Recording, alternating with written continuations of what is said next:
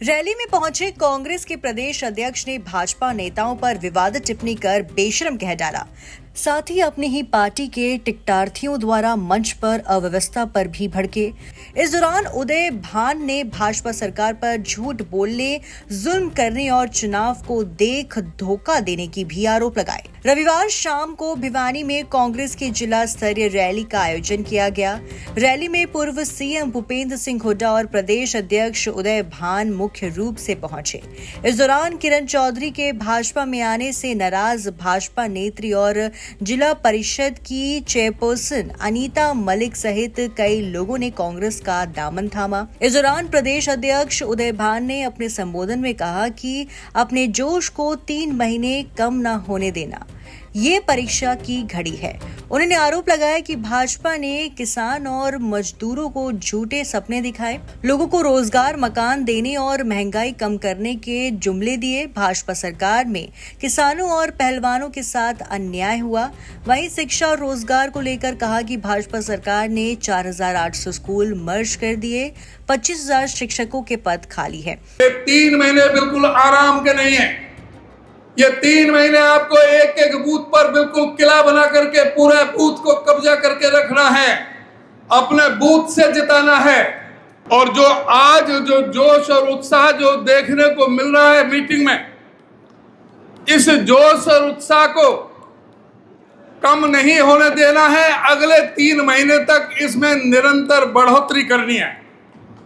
अगले 3 महीना ये परीक्षा की घड़ी है, चुनौती की घड़ी है। 700 किसानों को 13 महीने तक सीमाओं पर बैठा रहना पड़ा, दिल्ली के बॉर्डर पर बैठा रहे। 750 किसानों ने अपनी शहादत दे दी। उन 3 कृषि कानूनों के बारे में किसी से नहीं पूछा था।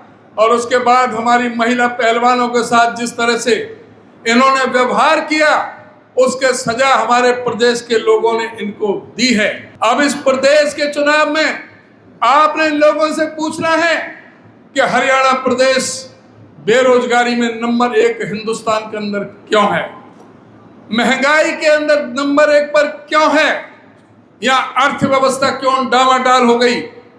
1966 में हरियाणा बना था। 48 साल में 2014 में जब चौधरी भूपेंद्र सिंह हुड्डा मुख्यमंत्री थे, इनको सत्ता सौंपी थी तो प्रदेश पर 70,000 करोड़ का कर्जा था, जो आज 4,51,800 करोड़ पर कर्जा पहुंच चुका है। आज कोई बच्चा अपने मां के पेट से जन्म ले रहा है तो 1,62,300 रुपए का कर्जा लेकर के पैदा हो रहा है। उदय भान ने आरोप लगाया कि हरियाणा की भाजपा सरकार में 33 बार पेपर लीक हुए, एचपीएससी कार्यालय में नौकरियों की बोलियां लगी। अब सीएम बदला को प्रॉपर्टी आईडी और फैमिली आईडी में सुधार की बात कहते हैं, जबकि सरकार की गलतियों की वजह से लोग लाइनों में लगे। इस पर सरकार माफी मांगे, वो यही नहीं रुकी। उन्होंने एक और आरोप लगाया कि हुड्डा के समय के बीपीएल परिवारों के बचे हुए फ्री प्लॉटों पर पहले रोक लगाई और अब कब्जे दे रहे हैं। इस प्रदेश के अंदर 33 बार पर्चे लीक हुए हैं। इस प्रदेश के अंदर एचपीएससी के अधिकारी दफ्तरों में करोड़ों करोड़ों रुपए की रिश्वत लेते हुए पकड़े गए हैं। स्टाफ सिलेक्शन कमीशन के चेयरमैन और उनके 8 अधिकारियों को सस्पेंड होना पड़ा है। किस तरह से नौकरियों की बोलियां लग रही थी, इन्होंने पूरी व्यवस्था खराब करने का काम किया। मुख्यमंत्री नायब सिंह सैनी आए तो कह रहे कि हम पर गलती हो गई, परिवार पहचान पत्र और प्रॉपर्टी आईडी में गलतियां हैं, उन्हें हम जल्द ही सुधारेंगे 2-3 महीने में। क्यों 3 महीने बाद चुनाव है? सबसे पहले इनको माफी मांगनी चाहिए थी इस प्रदेश की जनता से कि परिवार पहचान पत्र और प्रॉपर्टी आईडी की गलतियों के लिए हर कांग्रेस जन सड़कों पर था। 1-1 किलोमीटर की लंबी लाइनें लगी हुई थी, चीख चीख के चिल्ला रहे थे कि ये इसमें बहुत गलतियां हैं, ये सही नहीं है परिवार पहचान पत्र, लेकिन इनके कान पर जूं नहीं रहेंगी। आप कह रहे हैं पहले माफी मांगे कि तुम्हारी गलतियों की वजह से इस प्रदेश के गरीब लोगों के 9.5 लाख लोगों के पीले कार्ड काटने का महापाप आपने परिवार पहचान पत्र को हथियार बना करके किया था। आपको माफी मांगनी चाहिए इस प्रदेश के बुजुर्गों से जो 4.25 लाख लोगों की तुमने पेंशन काटने का महापाप इस परिवार पहचान पत्र को हथियार बना करके किया था। उन्होंने भाजपा नेताओं को कहा कि बेशर्मो शर्म करो, हुड्डा के समय बचे प्लॉट दे रहे हो। उन्होंने ये भी कहा कि चुनाव देकर सरपंचों को रियायत देना धोखा है। भाजपा ही नहीं, इस दौरान उदय भान के निशाने पर अपने भी रहे। उन्होंने मंच पर अव्यवस्था को देख कहा कि टिकटार्थी मंच पर व्यवस्था खराब करते हैं, ये गलत है, इससे बचे वरना हालात खराब होंगे। क्या 100 गज के प्लॉट देंगे? अरे बेशर्मो, कुछ शर्म करो।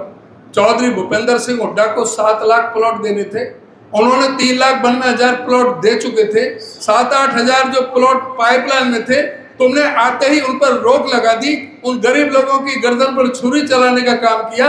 एससी कमीशन तुमने भंग करने का काम किया। आज तुम कह रहे हो कि उनको प्लॉट देंगे। किनको देंगे? वो प्लॉट जो हुड्डा साहब के समय में अलॉट थे, जो हमने रोक दिए थे, जिनको हमने नहीं दिया था, उनको पोजीशन देने का काम करेंगे। मंच पे आज जो अनुशासन देखने को मिला, इससे जो सामने बैठे वाले लोग हैं उनको ज्यादा तकलीफ हुई। जो टिकटार्थी हैं और जो कांग्रेस के बड़े पदाधिकारी हैं, सीनियर लीडर हैं, वो खुद तो आते ही है, अपने साथ में 30, 40, 50 अपने कार्यकर्ताओं को यहाँ पर चढ़ा करके यहाँ पर व्यवस्था को खराब करने का काम करते हैं। तो इस चीज को आप समझने की जरूरत है। अगर अनुशासन नहीं होगा तो सारा काम गड़बड़ होगा। हरियाणा में होने वाले लोकसभा और विधानसभा चुनावों में अब महीने नहीं बल्कि चंद दिन बचे हैं। ऐसे में अब नेताओं की जुबानी जंग एक दूसरे की शर्म उतारे तक पहुंचने लगी है। अब भी कांग्रेस की सबसे बड़ी मुश्किल आपसी कलह है, जिससे तंग और परेशान होकर उदय भान ने अपने ही टिकार्थियों को खरी खोटी सुनानी पड़ी।